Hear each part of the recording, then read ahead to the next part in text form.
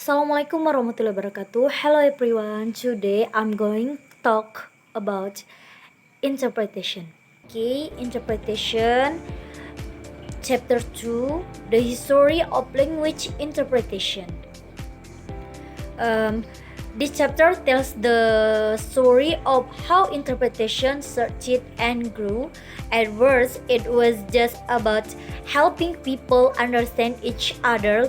Later, it became part of its like linguistics, sociology, and anthropology. The chapter explains the differences between interpretation and translation. One key theory here is Delhim's communicative competence. It says language is not only grammar but also using in the right situation. It also talks about language communities, multilingual people, and the differences between monolingual and multilingual competence. Technology has changed how we learn language, and this also changed interpretation. The chapter ends by explaining second language, foreign language, and additional language, and how culture is very important in interpretation. Okay, chapter 3, the journey of interpretation studies. This chapter explains how interpretation became a subject to study. It is now both an academic field and a professional job. Interpreter expertise is very important for quality. There are challenges like time pressure and cultural differences, but interpreter can train and improve their skills. The chapter shows the link between language ability and interpreting skills. Chapter 4, Interpreter, the language mediator. This chapter talks about the role of an interpreter. It explains the type of interpretation and what makes a good interpreter. Interpreters and translators are different. Interpreters work in spoken language, while translators work with written text. A good interpreter must be good at listening, remembering, and speaking clearly. They must also understand the social and cultural meaning of language. The job can be hard, especially an international or stressful situation.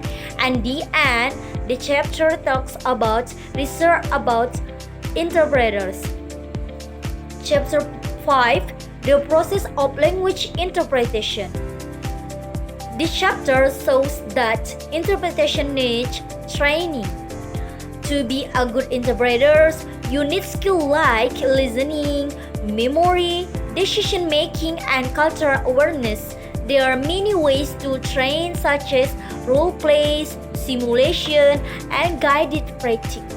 Students might face problems like anxiety or not enough resources, but with practice they can improve.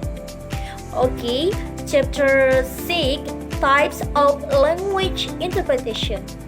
This chapter, many kinds of interpretation.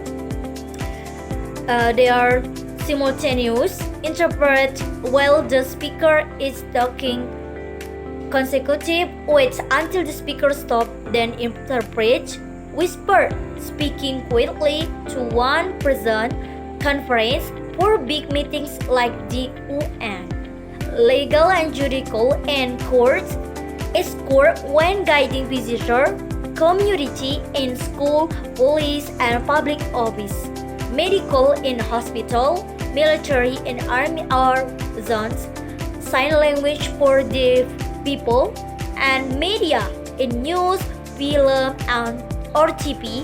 Each type has special tools, goals, and challenges. Interpreters need different skills for each situation. The last chapter 7, interpretation in linguistics. This last chapter shows how linguistics help interpretation. If you understand grammar, meaning, pronunciation, and context, you can be a better interpreter. Linguistics also helps with tones, hidden meanings and cultural differences. It gives a strong base to interpret clearly and correctly. So that's all explain about interpretation. Thank you. Wassalamualaikum warahmatullahi wabarakatuh.